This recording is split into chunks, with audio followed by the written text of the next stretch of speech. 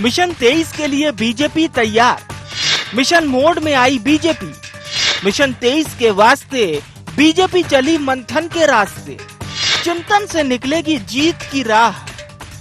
जी हाँ, मिशन 23 को लेकर एमपी बीजेपी की कदमताल तेज होती जा रही है। टारगेट को हासिल करने बीजेपी जमीनी स्तर पर संगठन को धार देने में जुट गई है।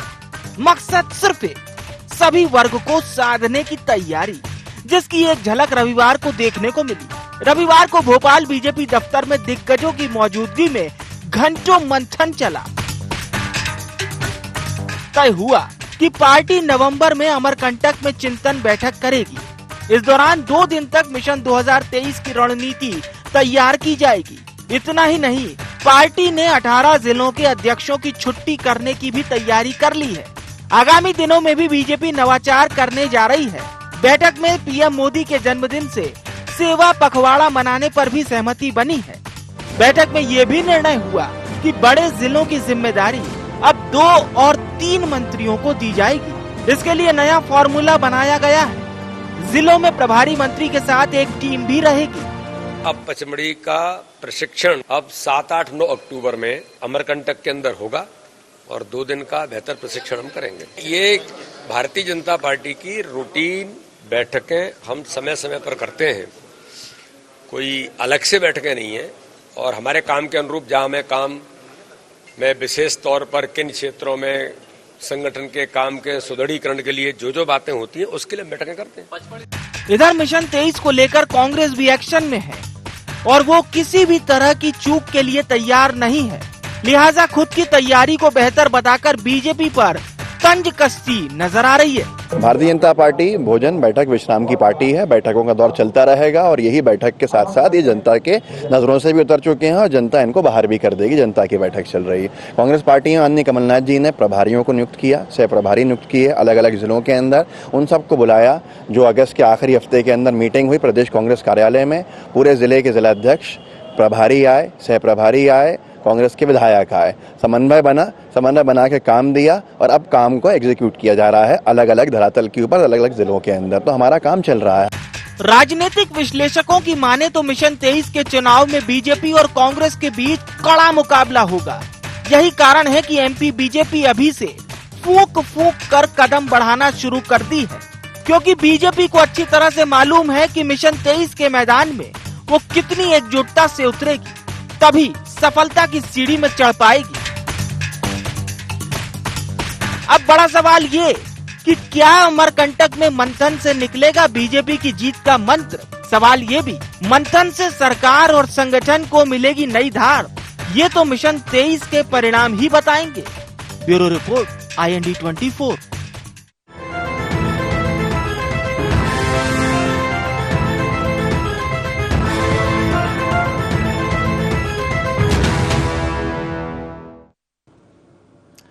नमस्कार, IND एजेंडा में आप सभी का बहुत स्वागत है। मैं हूं विवेक पांडे आपके साथ।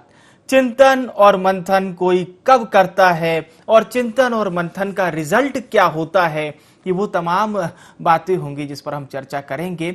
और जाहिर सी बात है, चिंतन करने जब पार्टियां आगे निकलती हैं तो उसमें मूल्यांकन भी आता है। यानी कि हमें अपने ऊपर न केवल मूल्यांकन करना होता है बल्कि साथ ही साथ वस्तु स्थिति को ध्यान में रखते हुए जमीन में कितनी पकड़ है, ऐसा पार्टियां अपनी तैयारियां करती हैं कार्यकर्ताओं के माध्यम से, नेताओं के माध्यम से, और संगठन उसमें जान फूंकता है, जो वर्तमान में भारतीय जनता पार्टी कर रही है। कांग्रेस की भी कवायद है। कांग्रेस भी लगातार जमीन में जा रही है, नेताओं से चर्चा कर रही है, पुराने जिला अध्यक्षों से चर्चा कर रही है, उनसे सुझाव ले रही है। ये भी पूछ रही है कि साल 23 में अगर आपको जिम्मेदारी सौंपी जाएगी तो क्या पूरे निष्ठावान होकर पार्टी के लिए आप कार्य करेंगे।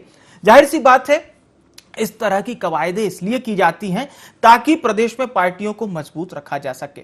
भारतीय जनता पार्टी का यह मानना है कि चिंतन करके वो न केवल सत्ता को फिर से प्राप्त करेगी बल्कि साथ ही साथ कांग्रेस को परास्त करेगी। दूसरी ओर कांग्रेस से जैसे पूरा विश्वास है कि साल 2023 भले ही 1 साल से कुछ थोड़ा बहुत ज्यादा समय बचा हो, लेकिन जनता ने अभी से उसके नाम की मुहर लगा दी है। तभी कांग्रेस के नेता लगातार 23 में कमलनाथ सरकार बनने का अभी से दावा करते हैं। हम तमाम मुद्दों पर चर्चा शुरू करेंगे, लेकिन उससे पहले नजर आईएनडी एजेंडा के प्रमुख बिंदुओं की ओर। क्या बीजेपी के चिंतन शिविर से निकलेगा जीत का मंत्र? क्या बीजेपी का मंत्री प्लान मिशन 23 की राह करेगा आसान? क्या निष्क्रिय जिला अध्यक्षों की होगी छुट्टी? और अंत में बीजेपी के कवायद की क्या काट लाएगी कांग्रेस? ये वो तमाम सवाल होंगे जिस पर हम चर्चा करेंगे। तो साल था 2018, जब चुनाव के नतीजे आए, भारतीय जनता पार्टी को मत मिले थे 1,56,42,980। कांग्रेस पार्टी को भी कोई कम वोट नहीं मिले थे, 1,55,95,153। तीसरे नंबर पर बहुजन समाज पार्टी रही थी। ये आंकड़े मैं इसलिए भी प्रस्तुत कर रहा हूं कि आपको यह पता चले कि जब साल 2018 का चुनाव इतना रोमांचक था और अब साल 23 में होने वाले चुनाव से पहले कितनी बार सरगर्मियां बढ़ी दोनों ही पार्टियों की ओर से, लगातार जो बयानबाजियां सामने आ रही है, तो हम कैसे कह दें कि साल 2023 में होने वाला चुनाव रोमांचक नहीं होगा। खास मेहमान जुड़ चुके हैं, परिचय कराता हूं उनका आपसे। गोविंद मालू साहब हमारे साथ जुड़ चुके हैं। आप नेता हैं मध्य प्रदेश भारतीय जनता पार्टी के, स्वागत है। सिद्धार्थ राजावत साहब का बहुत स्वागत है, प्रवक्ता हैं मध्य प्रदेश कांग्रेस पार्टी के। हर्षवर्धन प्रकाश साहब मध्य प्रदेश के वरिष्ठ पत्रकार हमारे साथ जुड़ चुके हैं। आप सभी मेहमानों का बहुत स्वागत है। हर्षवर्धन प्रकाश साहब, चर्चा की शुरुआत आपसे। साल 2023 से पहले दोनों पार्टियां फिलहाल तो फॉर्म में नजर आ रही हैं और मान लीजिए जमीन के हालात भले ही कुछ भी कहें, लेकिन पार्टी नेताओं के, कार्यकर्ताओं के, प्रवक्ताओं के बयान तो बिल्कुल फॉर्म में है। हर्षवर्धन जी। बिल्कुल 2023 की तैयारियां शुरू हो चुकी हैं और खासतौर पर जो भाजपा की बैठक होने वाली है उस दिशा में एक बड़ा कदम कहा जा सकता है। हमको ध्यान ये रखना होगा कि भाजपा के अंदर चल क्या रहा। संसदीय बोर्ड से मुख्यमंत्री शिवराज सिंह चौहान को बाहर निकाल दिया गया है, तो जगह दोबारा नहीं मिली है, नंबर 1।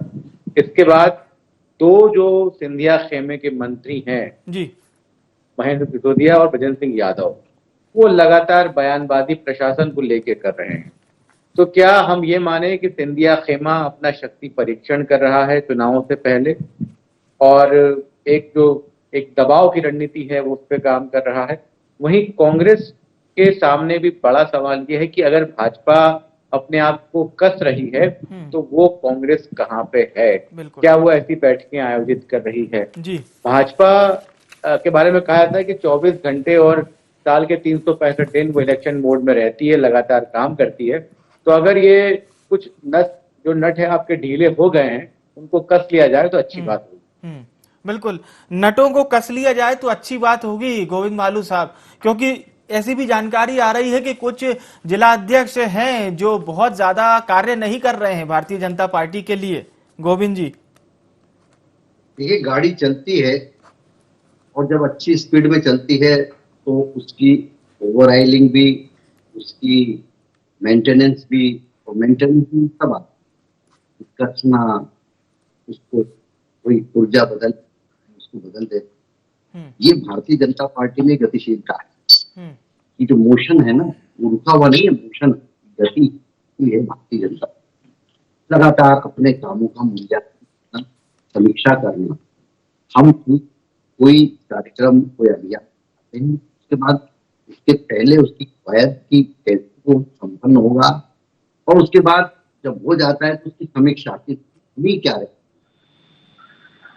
ये भारतीय जनता पार्टी के संगठन की खूबसूरती है और इसलिए जो लगातार का ये कई जगह पर इधर का उधर करके बदलाव करना, किसी को कोई जिम्मेदारी देना, किसी जिम्मेदारी से और कहीं जिम्मेदारी पे भेजना, ये लगातार क्रम चलता रहता है।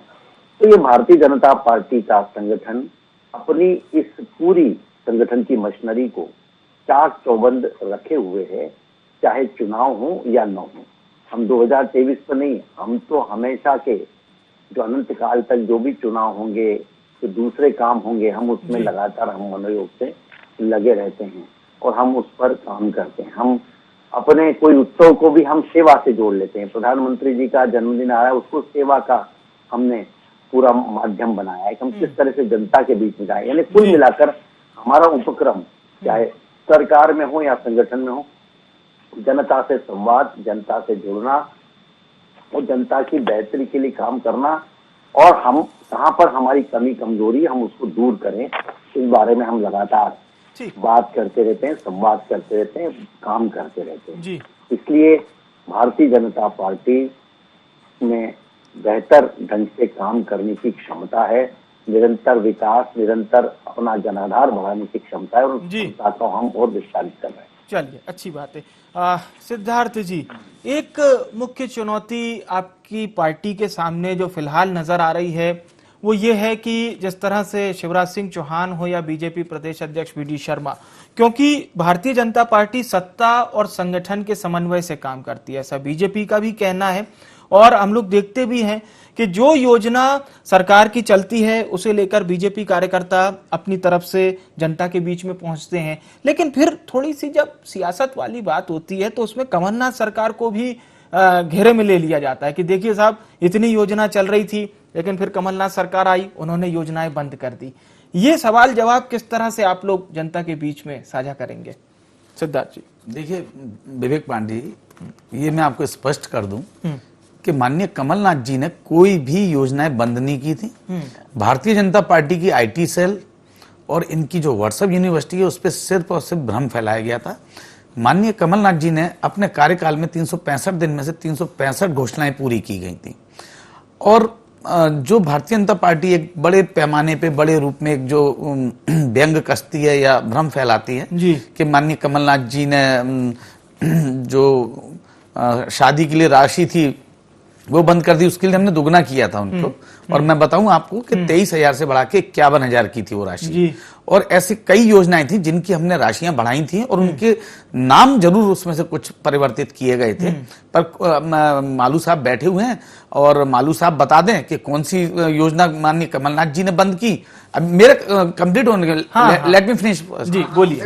उसके बाद मैं आपको उसको जवाब दूंगा। लाडली योजना के बारे में आप बोलेंगे, लाडली योजना भी हमने निरंतर चालू करी, और हम सारी योजना माननीय कमलनाथ जी ने चालू रखी। और रही बात एक जो चिंतन की बात आई, और जैसे हर्षवर्धन जी ने भी जो एक बात, बहुत अच्छी बात बोली कि भारतीय जनता पार्टी को सर्वप्रथम सिंधिया खेमे के जो हैं, और दूसरी बात जो चिंतन की बात चल रही है, अमरकंटक में जो चिंतन होने जा रहा है, मैं सर्वप्रथम भारतीय जनता पार्टी से ये पूछना चाह रहा हूं कि ये चिंतन किस बात का है? क्या सिंधिया जी अपने आप को स्थापित करने के लिए चिंतन शिविर कर रहे हैं, या माननीय हमारे मुख्यमंत्री शिवराज सिंह चौहान, जिनको अभी संसदीय बोर्ड से हटा दिया गया है, उनको चिंतन है, या हमारे प्रदेश अध्यक्ष हैं उनको चिंतन करना है कि हम लोग बचेंगे कि नहीं बचेंगे, या अभी नाराज भाजपा, महाराज भाजपा, शिवराज भाजपा और नरेंद्र सिंह तोमर के रूप में जो नाराज भाजपा बैठी है वो। और एक तरफ आपने देखा ही है कि इंदौर में अभी किस प्रकार से सिंधिया जी जाके वो माथा टेकते हैं कैलाश विजयवर्गीय जी के यहाँ,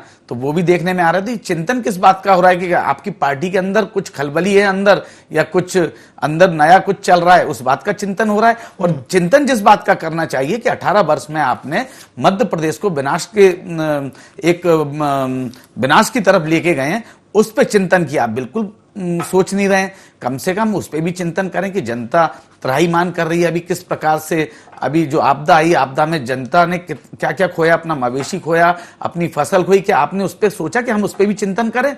या उस पर आपके जो लोग हैं, अभी आपने जैसे हर जिले में जो बड़ा जिला है उसमें 2 प्रभारी मंत्री, 2 या 3 मंत्री लगाने की बात करी, क्या ये चिंतन आपने पहले किया था कि जिस समय पे ये आपदा आई तो वो मंत्री वहां पे क्यों नहीं गए? और रही बात सिंधिया खेमे के 2 मंत्री बड़े, महेंद्र सिंह सिसोदिया और विजेंद्र सिंह यादव, इस बात को स्पष्ट करते हैं कि जो ब्यूरोक्रेसी है वो हम लोगों की सुन नहीं रही है। सीएस हमारी सुन रही है, अपने मनमानी से तबादले कर रहे हैं, जो प्रभारी मंत्री हैं उनकी सुन नहीं रहे। तो इस पे चिंतन कर रहे हैं क्या? क्या इस पे चिंतन हुआ क्या? जो आपका जो भ्रष्टाचार चल रहा है, जो आपका जो नौकरशाही है, अफसरशाही है, वो बड़े पैमाने पे तबादले कर रही हो बिना जो प्रभारी मंत्री हैं उनके संज्ञान लिए हुए। एक तरफ आपके नारायण त्रिपाठी आपकी बीच मीटिंग में खड़े होकर विरोध करते हैं कि हमारा कलेक्टर हमारी बात नहीं सुनता, एसपी बात नहीं सुनता। तो आपका चिंतन किस बात का, पहले ये बताइए कि जनता के लिए है कि अपनी पार्टी के अंदर जो आपके अंदर जो उथल पुथल चल रही है, जो गुटबाजी आप कभी कांग्रेस के लिए बोला करते थे कि कांग्रेस के अंदर बड़ी गुटबाजी है, उसके लिए चल रही है, या आगामी 23 के लिए चल रही है? मालू जी बताइए। ठीक है, मालू जी से हम जवाब लेंगे। जी मालू साहब आपके पास मैं लौटूंगा। हर्षवर्धन जी का रुख करते हैं फिलहाल।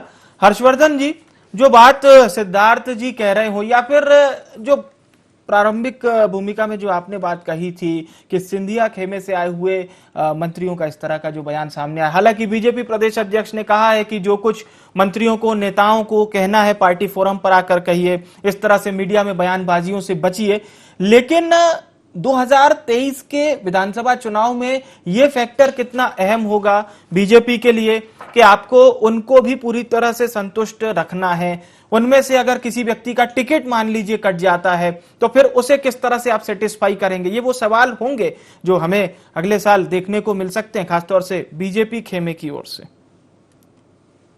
देखिए, जो रिएक्शंस आ रहे हैं वो ये दावा कर रहे हैं कि सिंधिया खेमे को अब उतनी तवज्जो नहीं दी जा रही है, उनकी उपेक्षा की जा रही है। कोई भी समझदार राजनेता जो मंत्री पद पे है वो खुलेआम मीडिया के कैमरों के सामने यूं ही मुंह नहीं खोल देता। जब उसको पता है कि भाजपा एक अनुशासित पार्टी है, बातें पार्टी के अंदर होनी चाहिए, तो अगर वो कह रहा है तो उसका मतलब उसके पीछे कुछ उसके निहितार्थ है, नंबर 1।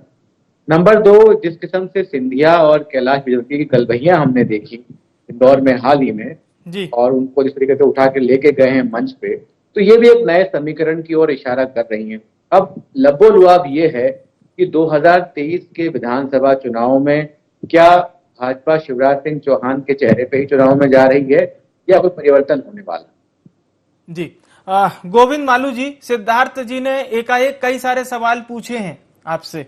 गोविंद जी, देखिए, सिद्धार्थ जी अपनी पार्टी के नजरिए से देखते हैं और सोचते हैं। भारतीय जनता पार्टी का कार्य पद्धति, उसकी काम करने की तरीका वो अलग है। वो चिंतन को क्या समझें, वो चिंतन उनका केवल भ्रष्टाचार, सत्ता, सुख सुविधा, मंत्री, मुख्यमंत्री, इसमें सीमित है। इसीलिए आज पूरे देश में सिमट गई पार्टी। हमारा चिंतन बहुत अलग और हम है ना उसमें हमारे, मेरी बात सुनिए, मेरी बात पूरी हो जाए। नहीं तो आपको कम से कम ये तो सोचना चाहिए बोलने से पहले। अरे 8 साल से केंद्र में आप हैं, 18 साल से मध्य प्रदेश में, तो आप गलत बयानबाजी क्यों कर रहे हैं? आप गलत बयानबाजी क्यों कर रहे हैं कांग्रेस के लिए? आपके पास आज मुद्दा नहीं है बोलने के लिए, आपके पास मुंह के अंदर जबान नहीं है, आपके पास विचार नहीं। आप लोग हमेशा जनता को भ्रम फैलाने का काम करते हैं, झूठ बोलने का काम करते हैं। मालू जी, परिवार है, हमारे पास विचार परिवार है, अंतर इतना है। अब मेरी बात सुन लीजिए। बोलिए बोलिए। कि आपने जिंदगी भर 43 से लेकर और जब तक आपकी सरकार रही तब तक नेहरू जी से लेकर और इंदिरा गांधी हो चाहे मनमोहन सिंह हो, भ्रष्टाचार में आतंक से डूबे रहे।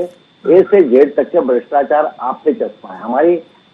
हमारी 18 साल की सरकार मध्य प्रदेश की या केंद्र की सरकार को भी 9 साल 8 साल हो जाएंगे, एक भी भ्रष्टाचार का आरोप। पूरा देश भेज दिया, भ्रष्टाचार की बात कर रहे हैं। अरे यार, आप रेल भेज दी, सेल भेज दी, कैसी बातें कर रहे हैं आप? उठबाजी सब। अरे क्या आप बैंकों का जो राष्ट्रीयकरण इंदिरा जी ने किया था वो बेच रहे हैं आप? रेल बेच रहे हैं जो इतनी बड़ी, आप कांग्रेस को बेच रहे हैं आप? आपने एक नहीं तो ये झूठ इतना क्यों बोल रहे हैं मालू जी? अरे भाई, इनको चुप करिए, चुप करिए, हमारी बात हो जाने दीजिए, हम बोले क्या बीच में? बोलिए बोलिए गोविंद जी, हमारे को जवाब देने दो। गोविंद जी आप जवाब बोलिए, देना आता है ना, उसके बाद हम सिद्धार्थ जी से रिएक्शन आपकी स्थिति कैसी हो गई, निराश्रित जैसी, कि इधर उधर देख रहे हैं, कोई मिल नहीं रहा है आपको नेतृत्व करता, और आप तो बेघर बार जैसे घूम रहे हैं पूरे देश भर में। वो गुलाम नबी आजाद क्या कह रहे हैं, कली क्या बोला सुनिए आप, कपिल सिब्बल ने क्या बोला सुनिए आप। हम थोड़ी कह रहे हैं, आपके लोग ही कह रहे हैं भाई, हमारे बारे में कोई भी नहीं कह रहा है। और जहां तक मंत्रियों के बोलने का सवाल है, तो हमारे स्वतंत्रता है बोलने की। और प्रशासन के मामले में यदि कहीं भी होती कसावट के लिए हमारे कैलाश विजयवर्गीय जी बोलते, मैं खुद भी बोलता हूँ, यदि कहीं कोई लेकिन गोविंद मालू जी, देखिए प्रशासन हमारा कार्यकर्ता नहीं है, प्रशासन है, वो तंत्र है। तंत्र में कोई भी गड़बड़ होगी तो हम उसके लिए बोलेंगे। मुख्यमंत्री जी खुद बोलते हैं सस्पेंड कर दूंगा, इसको हटाओ यहाँ से, ये नहीं चलेगा। क्यों नहीं बोलते हैं? सस्पेंड होता है क्या आदमी? समझिए, ये विचार नहीं है ना, इसीलिए विचार नहीं है। केवल आपके पास चिंता है इस बात की कि कैसा पैसा है और कैसा पैसा हम लोग कमाए। 15 महीने की सरकार में आपने बोला कि हमने 365 वादे पूरे किए। भाई, मेरे को 365 की जगह 3-4 वादे ही बता दो जो आपने पूरे करें। सबसे पहला वादा मैं आपको 3 वादे बता रहा हूँ जो आपने पूरे नहीं किए सबसे पहले। उसके बाद तो बहुत लंबी फहरिस्त है, और कौन सी योजनाएं बंद की वो भी आपको बता दूंगा मैं। देखिए, 10 दिन में आपने कर्ज माफी का वादा किया था, आप नहीं कर पाए। उसके बाद बेरोजगारी भत्ते का वादा किया था, वो नहीं कर पाए। बोले हमारे पास तो 5 साल थे। अरे भाई 10 दिन की बात थी। आपके मिस्टर पप्पू राहुल गांधी बोल के गए थे कि मैं तो क्षमा चाहता हूँ आप जी, शब्दों का जी। शब्दों और का बिल्कुल, चयन बिल्कुल। ढंग से करिए। ये जो सुनिए मिस्टर गोविंद मालू जी, जगह जगह अगर आप जगह- पप्पू बोलेंगे तो गप्पू भी है नरेंद्र मोदी। देखिए गप्पू, उसका गप्पू के बारे में चर्चा- वो देश बेच रहा है। सिद्धार्थ जी, गोविंद जी, देखिए, पप्पू है तो सिद्धार्थ जी, पप्पू वो गोविंद गप्पू है जो सुनिए, चोर है, चोर देश को बेच रहा है। मुद्दे पर ही हम लोग नरेंद्र मोदी चर्चा देश को करेंगे। बेच रहा है, चोर। समाधान नहीं है। और तड़ीपार अमित शाह, समाधान नहीं तड़ीपार अमित शाह, तो तड़ीपार अमित शाह, मैं चाहूंगा शब्दों की मर्यादा आप दोनों सम्मानित तड़ीपार अमित शाह बना के रखें। और चोरों का बेताज भाषण नरेंद्र मोदी। सिद्धार्थ जी, प्लीज प्लीज गोविंद अगर जी, ये हमारे पूर्व राष्ट्रीय अध्यक्ष के लिए उंगली उठाएंगे तो मैं चलिए आप बड़े हक से आपके चैनल पे बोलूंगा। गोविंद मालू जी, आप अपनी बात रखिए ना। इनको शर्म नहीं आती, सामने आके ये शब्दों का इस्तेमाल कर रहे हैं। नहीं तो टिप्पणी मत कीजिए ना, किसी व्यक्ति पर क्यों टिप्पणी कर रहे हैं आप लोग? आप सिर्फ अपनी पार्टी की बात रखिए। पर वो रहते हैं, जनता के बीच में नहीं रहते हैं। हाँ, वो खुद कह रहे हैं, चलिए नेता ठीक जो जा है, रहे ठीक हैं, है। मैं सिद्धार्थ जी से रिएक्शन ले लेता हूँ, बिल्कुल, और चर्चा सार्थक ही होनी चाहिए। सिद्धार्थ जी, ने पार्टी छोड़ के बीजेपी जी, गोविंद मालू जी, गोविंद मालू जी, आपके सवालों का जवाब ले रहे हैं सिद्धार्थ जी से। सिद्धार्थ जी, मेरा सीधा सवाल आपसे ये है कर्ज माफी में कि लोगों का इतना वो रुकेंगे नहीं साहब। आप पूछिए। आपने और कर्ज में डुबो दिया। चलिए ठीक है, गोविंद मालू साहब आपके पास लौटेंगे हम। सीधा सवाल यही सर, जब कांग्रेस से कमलनाथ सरकार की बात होती है, भारतीय जनता पार्टी का हमेशा ये कहना है कि आपने प्रदेश को अस्त व्यस्त कर दिया था पूरी तरह से। सिद्धार्थ जी, विवेक जी, माफियाओं के खिलाफ अभियान किसने चलाया? माननीय कमलनाथ जी ने चलाया। शुद्ध का युद्ध, उसमें भारतीय जनता पार्टी के बड़े बड़े, इनकी श्योपुर की जो महिला मंडल की अध्यक्ष थी, वो शराब बेचती हुई, नकली शराब बेचती हुई पकड़ी गई, उस पर भी FIR हुई है और उसके पूरे साक्ष्य रखे हुए हैं। गोविंद जी प्लीज सुनिए, मुरैना के अंदर युवा मोर्चा का इनका अध्यक्ष वो नकली मावा बनाता हुआ पकड़ा गया, नकली मावा बनाता हुआ पकड़ा गया। ये बात करते हैं पूरे 18 वर्ष में पूरे मध्य प्रदेश को इन्होंने जहरीला मध्य प्रदेश बना दिया। आप देखिए, जो साइकिल पे चलते थे, जिनकी औकात नहीं थी, वो फॉर्च्यूनर में और मर्सिडीज में चल रहे हैं। जिनके 18 वर्ष के शासनकाल में वो जनता त्राहिमाम कर रही है, ये क्या बात करेंगे? ये अरे भ्रष्टाचार, सुनिए, भ्रष्टाचार के मेन जनक तो शिवराज सिंह जी हैं। व्यापम, टेंडर घोटाला, ई टेंडरिंग, अरे डंपर घोटाला, क्या क्या नहीं करा मामा ने। और मामी घर से बैठ के संचालित करती हैं, पैसा कहां पहुंचता है? सारे अधिकारी PS CS सारे अभी इकबाल सिंह बैस की खबर चली है आपके, सुनिए, अरे अभी मध्य प्रदेश की बात छोड़िए, भोपाल के अंदर सुलेमान जी ने NGT को आंकड़ा दिखाते हुए कैसे NOC दी, तालाब की NOC कैसे दी सुलेमान जी ने। सिद्धार्थ जी, गोविंद मालू जी, हर्षवर्धन प्रकाश जी के पास लौट रहे हैं हम अंतिम प्रतिक्रिया के लिए। ठीक है हर्षवर्धन जी, अंतिम प्रतिक्रिया आपकी। जी, ये भाजपा की बहुत ही महत्वपूर्ण बैठक है। जो हालात हम भाजपा के अंदर दिखाई दे रहे हैं और प्रदेश में दिखाई दे रहे हैं, उसके मुताबिक ये बैठक बहुत ही महत्वपूर्ण होगी। और मुझे लगता है कि इससे कहीं न कहीं जो अगले चुनाव हैं उसकी दिशा भी तय होगी। लेकिन एक सवाल कांग्रेस से भी मेरा, अगर भाजपा इलेक्शन मोड में दिखाई दे रही है अभी से, तो कांग्रेस क्यों पीछे रहती है?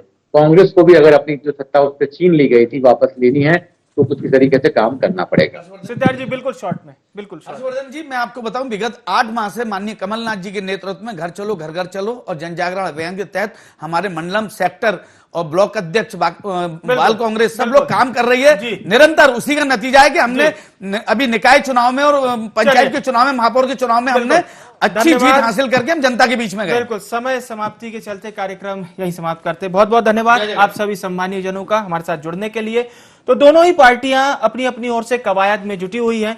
भारतीय जनता पार्टी न केवल चिंतन मंथन शिविर करेगी, राज्य स्तरीय शिविर होगा जिसमें भारतीय जनता पार्टी के तमाम प्रदेश स्तरीय नेता जुटेंगे। अमरकंटक में शिविर होगा, इससे पहले शिविर पचमढ़ी में होना था। लेकिन महत्वपूर्ण बात यहां पर यह है कि बीजेपी की जो योजनाएं चल रही हैं उसका जमीन में किस तरह से फीडबैक जा रहा है, मंत्रियों को जो जिम्मेदारी सौंपी गई है उससे क्या कुछ निकलकर सामने आ रहा है, इस पर न केवल सीएम शिवराज सिंह चौहान बल्कि बीजेपी प्रदेश अध्यक्ष की भी नजरें रहेंगी।